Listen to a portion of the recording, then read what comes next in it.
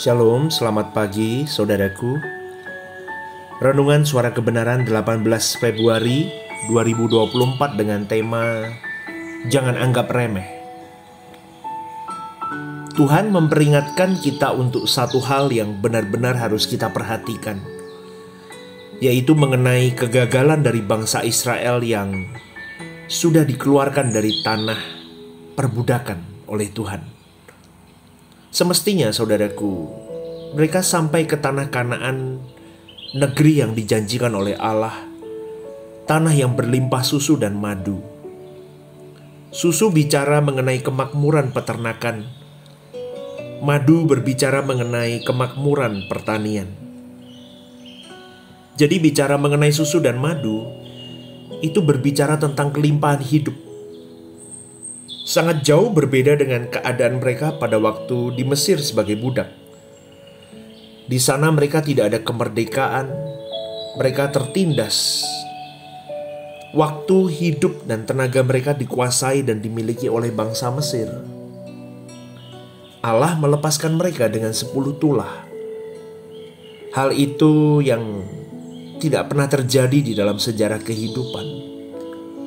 Maka tidak heran kalau bangsa-bangsa Kanaan menjadi takut jika mendengar bahwa Allah yang orang-orang Kanaan kenal sebagai dewa orang Israel itu kuat. Karena di depan mata mereka, Allah menunjukkan pembelaan, keperkasaan, dan kesetiaannya. Selanjutnya, Tuhan juga membuat laut Tebrau terbelah. Mereka menyaksikan bagaimana Tuhan mengadakan keajaiban. Lengan perkasa Allah yang bisa membelah laut atau mengeringkan laut dilihat di depan mata mereka. Mereka juga menyaksikan bagaimana Allah hadir di Sinai dengan guruh, halilintar yang mengerikan, sehingga mereka semua gemetar. Tetapi sungguh pun demikian, kata firman Tuhan, Allah tidak berkenan kepada bagian yang terbesar dari mereka. Artinya, sebagian besar mereka ternyata dinilai Tuhan tidak berkenan. Oleh karenanya, mereka ditewaskan di padang gurun sebagai konsekuensinya. Betapa sayangnya Tuhan kepada mereka. Tuhan hadir dalam keperkasaan yang begitu hebat, menyayangi bangsa itu. Tidak diragukan kasih kesetiaan Tuhan kepada umat Israel, saudaraku. Seperti firman Tuhan mengatakan bahwa Ia tidak menghendaki seorang pun binasa. Tentu Allah tidak menghendaki seorang pun dari bangsa Israel tidak menjangkau Kanaan. Tetapi Tuhan menewaskan mereka di padang gurun. Tetapi sungguh pun demikian, maksudnya walau mereka telah menyaksikan perbuatan tangan Tuhan yang perkasa, yang membela hidup mereka, mereka mengalami dan merasakan kasih Tuhan. Mereka tidak berkenan karena mereka tidak dengar-dengaran. Mereka tidak tahu diri, tidak tahu budi, tidak tahu berterima kasih, dan terus memberontak kepada Tuhan. Semua ini telah terjadi, bukan dongeng, dan juga bukan cerita fiksi, saudaraku. Semua ini telah terjadi sebagai contoh bagi kita hidup, untuk memperingatkan diri kita supaya kita jangan menginginkan hal-hal yang jahat seperti yang mereka telah perbuat. Jadi jangan anggap remeh bahwa kejahatan kita itu tidak membahayakan. Itu tipuan setan. Jangan berpikir bahwa kejahatan kita tidak akan membuahkan sesuatu yang mencelakai kita. Di ayat 11 kembali ditulis, semuanya ini telah menimpa mereka sebagai contoh yang dituliskan untuk menjadi peringatan bagi kita yang hidup pada waktu di zaman akhir ini telah tiba. Sejujurnya saudaraku, pesan ini luar biasa. Sebagian kita masih melakukan kejahatan di mata Tuhan. Betul, sebagian besar kita masih melakukan kejahatan di mata Tuhan.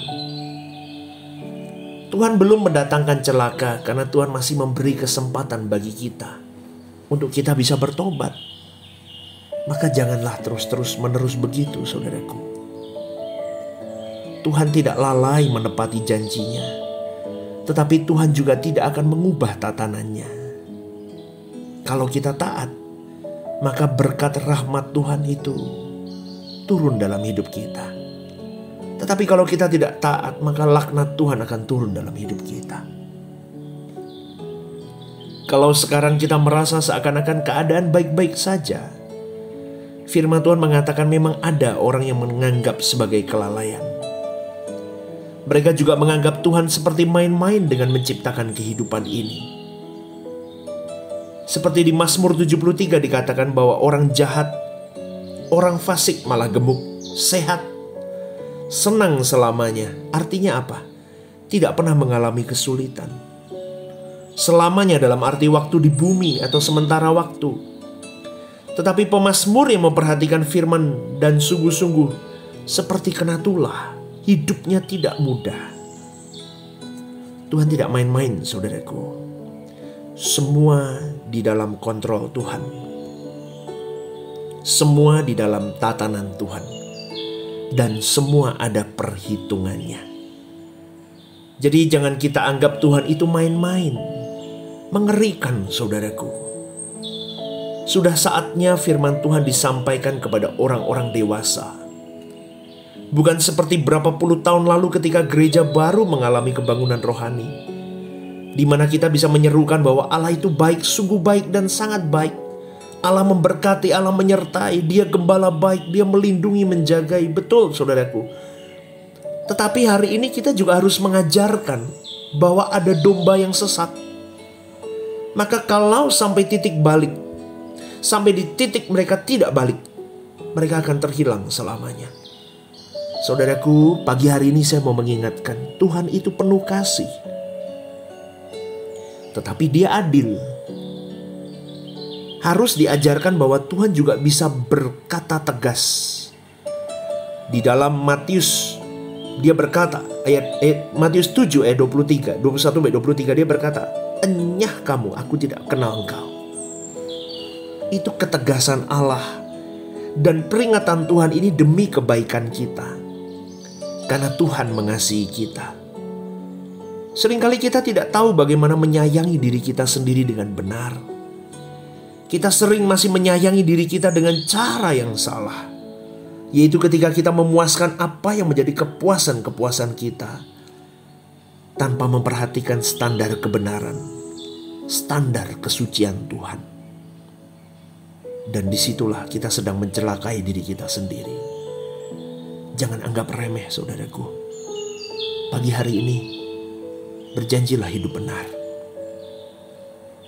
Mulailah hidup lurus di pemandangan Allah. Ingat, Tuhan itu penuh kasih. Kita masih punya waktu, bersyukurlah. Tetapi Dia juga adil dan tegas. Selamat pagi, saudaraku. Tuhan memberkati.